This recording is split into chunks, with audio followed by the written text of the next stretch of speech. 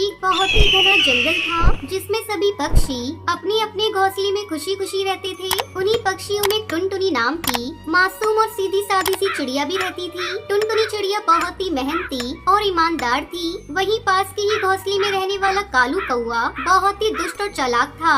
वो टुनटुनी चिड़िया को परेशान करने का कोई भी मौका जाने नहीं देता था। एक दिन टुनटुनी चिड़िया जंगल से लकड़ियाँ जमा कर रही थी, तभी कालू कौआ वहाँ आ जाता है। अरे टुनटुनी, आजकल बहुत भाग दौड़ कर रही हो, क्या बात है? कोई खास बात हो तो हमें भी बताओ। देखो भाई, जल्दी ही मेरे बच्चे इस दुनिया में आने वाले हैं। आपको तो पता ही है, बरसात का मौसम आने वाला है, इसलिए मैं अपने होने वाले बच्चों के लिए एक सुरक्षित और सुंदर घर तैयार कर रही हूँ, ताकि मेरे बच्चे हर तरह के खतरे से महफूज रह सके। अरे टुनटुनी बहन, ये तो तुमने बहुत अच्छी खबर सुनाई। चलो जल्दी जल्दी अपना घर तैयार कर लो, अब बरसात में ज्यादा समय नहीं है। हाँ भाई, मैं तो सचमुच बहुत ही खुश हूँ। जल्दी मेरा भी अपना परिवार होगा, मेरे बच्चे होंगे, अपना घर होगा।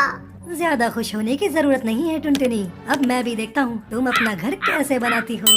आई बड़ी बच्चे और घर का सपना देखने वाली। टुनटुनी चिड़िया कालू कौवे के इरादे समझ नहीं पाती। वो रात दिन मेहनत करके एक एक तिनका चुनकर अपना घर बना लेती है। एक दिन टुनटुनी चिड़िया अपना घोंसला छोड़कर दरिया पर पानी पीने जाती है, तभी कालू कौवा वहाँ आ जाता है।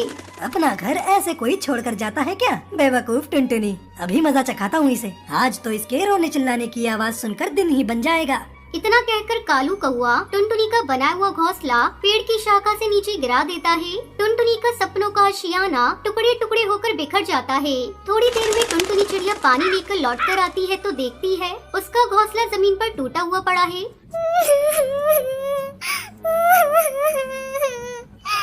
ना जाने किस दुष्ट ने मेरा घोंसला उठाकर नीचे फेंक दिया। अब मैं क्या करूंगी? जल्दी ही मेरे बच्चे आने वाले हैं। अगर मैं घर नहीं बना पाई तो इस बारिश के मौसम में मेरे बच्चे नहीं बचेंगे। टुनटुनी चिड़िया पानी का बर्तन वहीं छोड़कर फिर से अपना घोंसला बनाना शुरू कर देती है। कालू अपने घोंसले में छुपकर ये सब देख रहा था। अरे ये बेवकूफ चिड़िया तो अभी भी हार नहीं मान रही, लगता है ऐसे नहीं मानेगी। अब की बार ये तिनके लेने जाएगी तो मैं अपना काम कर दूंगा। जैसे ही टुनटुनी तिनका लेने जाती है, कौवा चोंच मारकर उसका पानी से भरा बर्तन नीचे गिरा देता है। थोड़ी देर बाद टुनटुनी चिड़िया तिनके जमा करके वापस आती है तो अपना पानी का बर्तन नीचे टूटा हुआ देखकर बहुत दुखी हो जाती है। हे भगवान, मैंने किसी का क्या बिगाड़ा है जो मेरे साथ ये सब हो रहा है? मैं तो दिन भर से मेहनत करके तिनके जमा कर रही हूँ और मेरे साथ सब कुछ बुरा ही हो रहा है।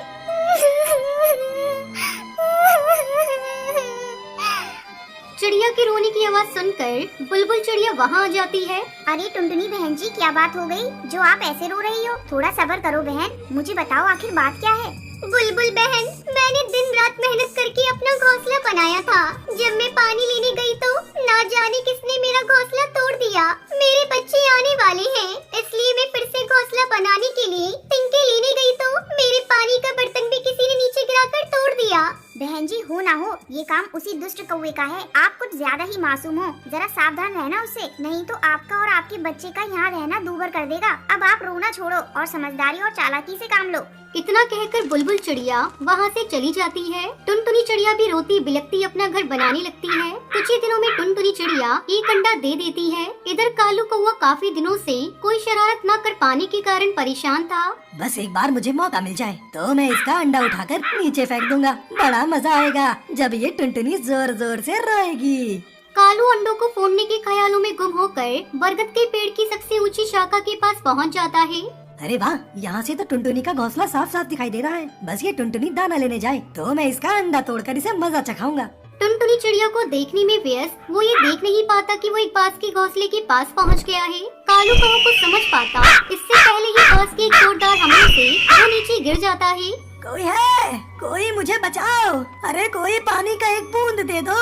अरे मेरी कोई मदद करो! अरे कोई है? कालू का गला प्यास से सूख रहा था, उसके जख्म से खून बह रहा था, वो दर्द से झटपटा रहा था। तभी टुनटुनी चिड़िया और बुलबुल चिड़िया कालू के चिल्लाने की आवाज सुनकर वहाँ पहुँच जाती हैं। अब आया ना ऊंट पहाड़ के नीचे, अब इस कौवे को पता चलेगा कि भूख, प्यास और तकलीफ क्या चीज होती है। अरे मरने दो इस कौवे को यहाँ पर ही। मैं तो कहती हूँ टुनटुनी बहन, आप भी अब जाओ और जाकर आप सुकून से अपने घर में रहो। आज इस कौवे के साथ ही सारी मुसीबत भी खत्म समझो। नहीं नहीं बुलबुल बहन, आप ऐसी बातें क्यों कर रही हैं? एक घायल पक्षी की मदद करना हमारा फर्ज है। अगर हम सब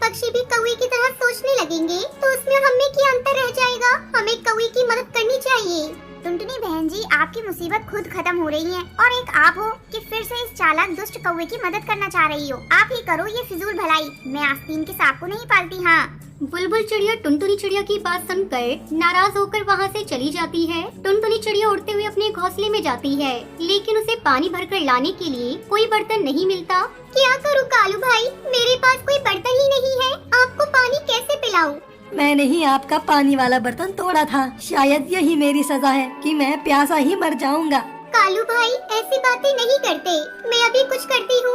टुनटुनी चिड़िया अपने टूटे हुए बर्तन में थोड़ा सा पानी लेकर आती है और कालू कौवे को पिलाती है।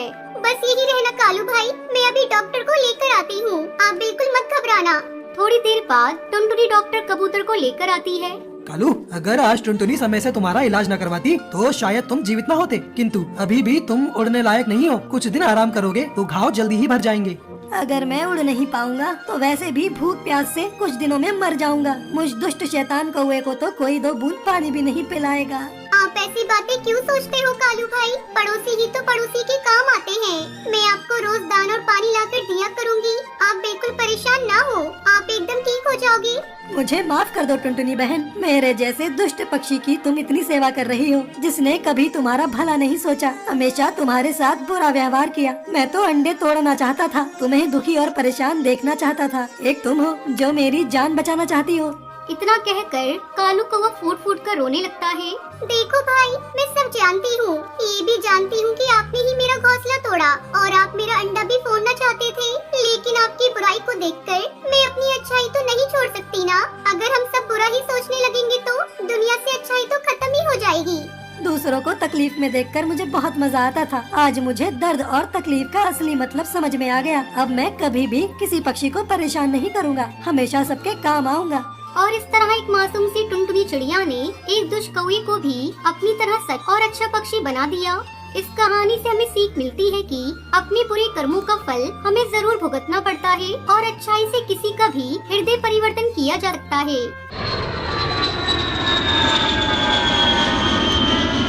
सुंदरी एक बहुत ही अमीर कौवी थी। एक दिन वो हवाई मोटर से कहीं घूमने जा रही थी। उसके साथ उसका बेटा कालू भी था। रास्ते में अचानक उसके हवाई मोटर के सामने उसकी नौकरानी टूनी और उसकी बेटी टुनटुनी आ जाती हैं। अरे टूनी, जल्दी हटो मेरे हवाई मोटर के सामने से। तुझसे अगर मेरा हवाई मोटर टच हो गया तो गंदा हो जाएगा और फिर मुझे इसकी सफाई करवानी पड़ेगी। माँ, ये मालकिन को देखना, ये ऐसे क्यों बोल रही है? क्या ये आसमान इसने बनवाया है? हम पक्षी इस पर उड़ नहीं सकते हैं? अपनी हवाई मोटर लेकर क्यों निकलती है जब इन्हें डर रहता है कि इनकी मोटर गंदी हो जाएगी? चुप पिद्दी चिड़िया, इतनी छोटी है लेकिन तेरी जबान बड़ी लंबी चल रही है। तुझे पता है ना, तेरी माँ मेरे घर नौकरानी है। तेरी इस गुस्ताखी पर मैं उसे काम से निकाल सकती हूँ। नहीं नहीं मालकिन, आप ऐसा मत कीजिएगा। मैं उसकी तरफ से आपसे माफी मांगती हूँ। टुनटुनी, चल यहाँ से बहस मत कर। नहीं माँ, इतने बड़े पक्षी को उनकी औकात दिखाना जरूरी है। ये पक्षी समझते हैं हम गरीबों की कोई जिंदगी नहीं होती। आप जाइए मालकिन, मैं इसे लेकर जाती हूँ।